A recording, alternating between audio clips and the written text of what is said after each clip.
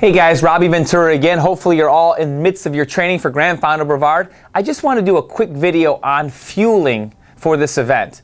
I think fueling is probably one of the more important things you need to do on race day. And it's good for you guys to start practicing that fueling process during your long ride. So I want to get this video out before the race, not just at the race, so you can have some time to practice a potential fueling technique that I think might work for you guys.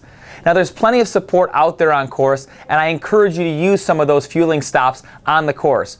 But in the back of your mind, I want you guys to think about getting through at least that first 30 miles without stopping at one of those aid stations. There's plenty of fuel you can bring along with you to get through that first 20 or 30 miles so you can skip that first aid station and get some miles under your belt before you start filling up and retooling your fueling setup. The one thing I will recommend you guys is at least one water bottle per hour. So if you're going to average 18 miles an hour, you have enough water on 2 bottles to get you through at least 36 miles. If you want to get to that 40-mile marker or that next feed zone, you got to bring an extra bottle in your back. So a minimum of 1 bottle an hour. If you're thirsty and you drink a lot and you sweat a lot, you might even want 1 bottle plus a half, so a bottle and a half an hour, or between 20 and 30 ounces every hour. And that's just hydration, that's just water. Now on top of that water, you're going to need to have some electrolytes. You can use Gatorade, you can use Salt Stick, you can use Zim or all these other tablets that have enough electrolytes. You have to have electrolytes with your water, or you're going to start taking in too much hydration. Your body's not going to absorb it because it's got no salt. You need salt to absorb the water. So make sure with your water you're taking some sort of electrolyte, and that could be mixed in or it can be in tablet or pill form.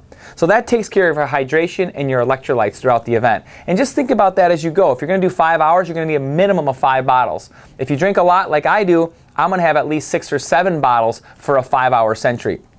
Now for nutrition, a general rule of thumb is most people want to take in about half of the calories that they're burning throughout those hours. So most people burn between 500 and 700 calories an hour. So that magic number kind of comes in around 200 to 350 calories per hour, depending on how fast and how hard you're going and how easy you can assimilate calories. As a general rule of thumb, if you don't know how many calories you're burning an hour, take in about 250 to 300 calories an hour. You can do that through bars, you can do that through sandwiches, you can do that through just energy drinks. Whatever that is, use that as a general reference point. The fueling strategy that I'm going to use on race day is I'm going to use Carbo Pro, which is basically glucose polymers, and I'll fill my water bottles up with enough calories to get me through the entire event, and then I'll just supplement with more water. And then I'll also use Salt Stick. You can use that strategy if you like just liquid calories. It's sometimes a little bit better if you're going to ride hard. If you're going to go easy and you're going nice and steady, peanut butter and jelly sandwiches are fine. Cliff bars are fine. What they're going to have out on course is fine.